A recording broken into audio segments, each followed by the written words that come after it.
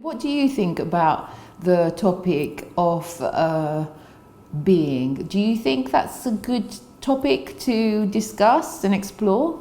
Well, yes, I do. I think it's a very good topic to explore. It's kind of a recent thing for me.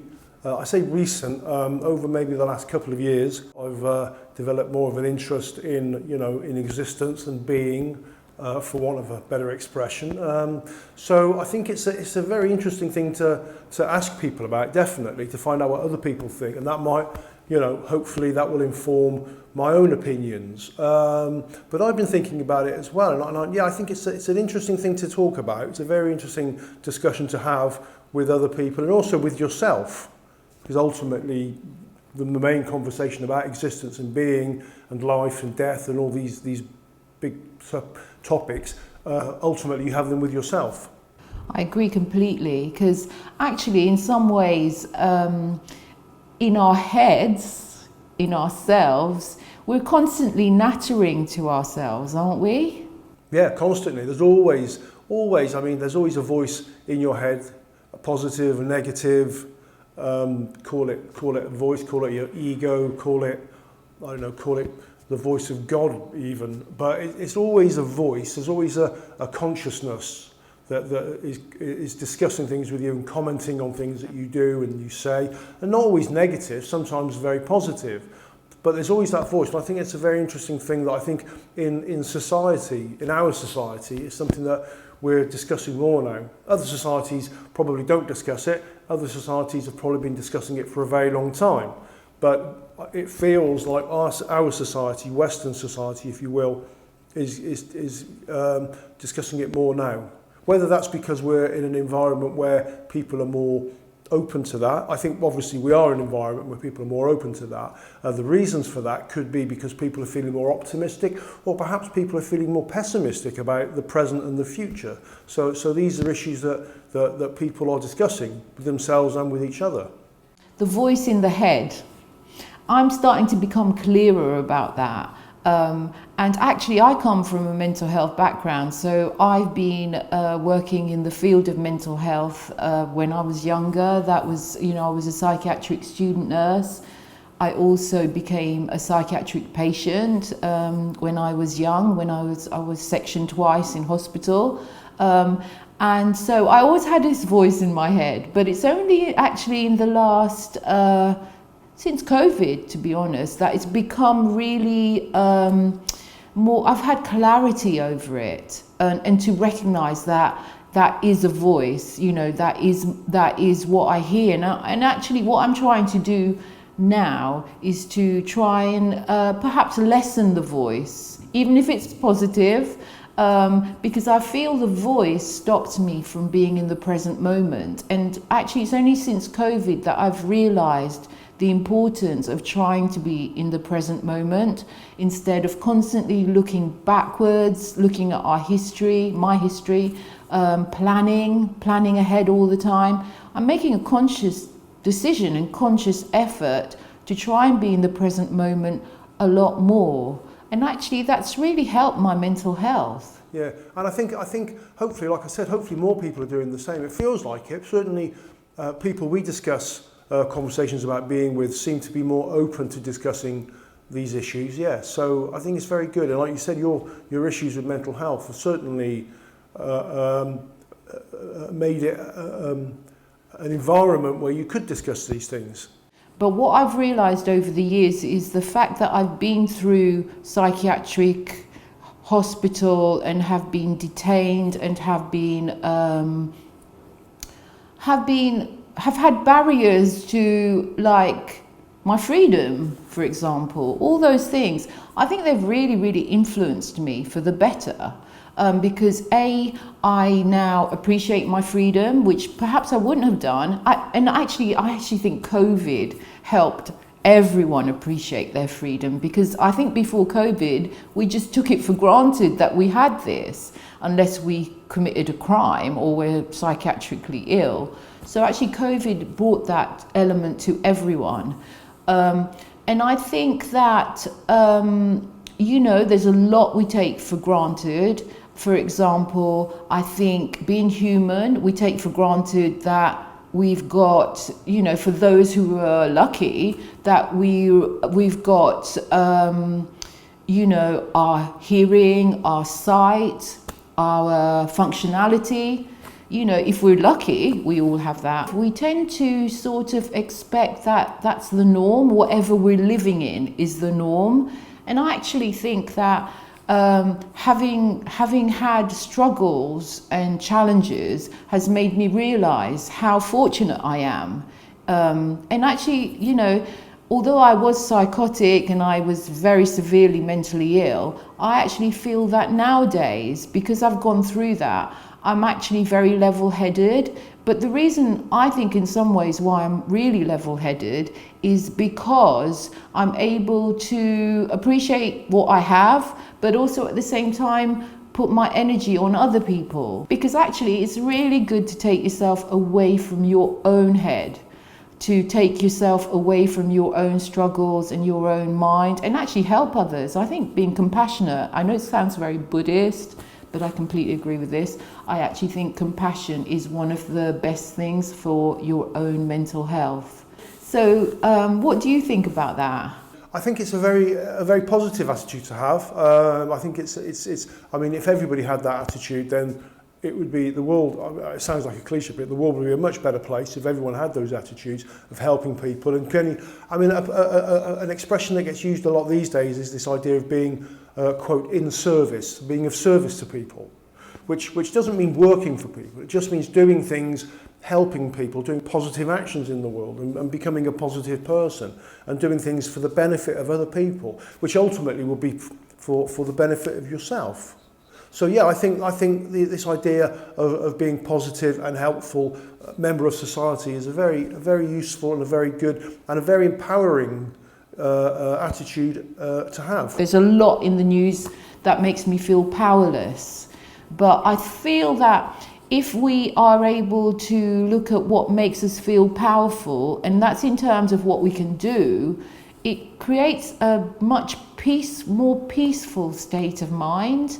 I remember when I was young, it was actually when I was a psychiatric student nurse, and I was having therapy that we were practicing with, art therapy, and we went round the room and they asked, you know, what do you want? What do you want out of life? And I remember at the age of 20 or 19, maybe 20, I actually said peace of mind. And actually that's exactly what I still want, peace of mind. And it's very hard to achieve peace of mind if you're looking at things that you can't change. I think peace of mind comes when you sort of realize what your purpose is. I know it sounds cliched, but I really feel like in my life I've constantly been trying to find what my purpose is. And personally for me, my purpose is, I think, just to support other people. It's as simple as that. And I think if I can find peace of mind, then from that I will get all the other things that I want. You know, stability, calmness, inner strength, outer strength, and by that I don't mean physical strength. I mean, you know, strength of character. And I think all of those will come from peace of mind. If instead of looking inwards and struggling with my internal reality, my internal voice, if I can be at peace with that, then who knows what's possible for me and for anybody in the same position. But yeah, for me, if I can get peace of mind, then I think that I'm capable of lots of things. As are everybody, but for me, I think I'm capable of lots of things if I can get peace of mind. So that's really what I want, peace of mind. I think it's really important to talk about yourself, isn't it, when you talk about these things? I personally think that sometimes people can feel judged or segregated or excluded if you say, oh, this happened to me, so I think everyone should be like this. I think everyone's got their own personal journey, and everyone's going to be different. But I agree, for me, peace of mind is the foundation for lots of other things, and that includes being happy. I used to think that the goal to reach is happiness. I used to really, really believe that.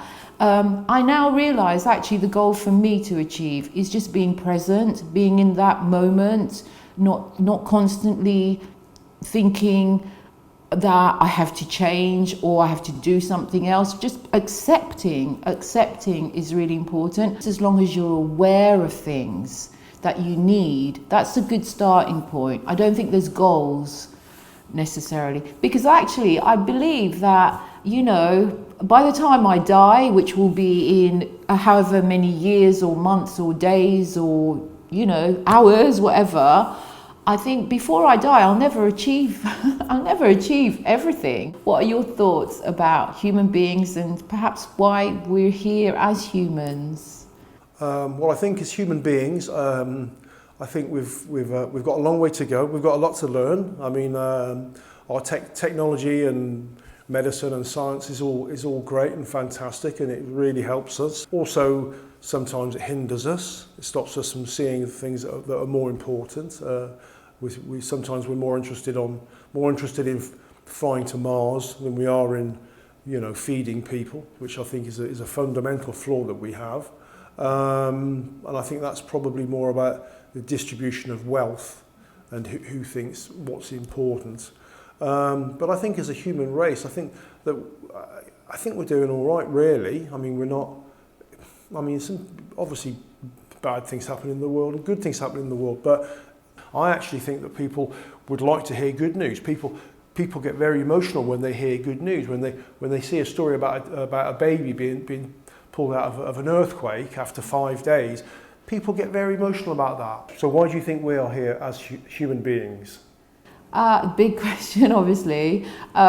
Personally, my big belief is that as our in the form that we are as human beings, will never ever answer that question, and that's what we're trying to. And I think that's what our problems are almost. We're trying to get certainties out of something that's so uncertain. When we die, what's going to happen? Never know until you die, and you might even not know when you're dead. So I don't understand why we keep searching for these certainties of what happens when we die.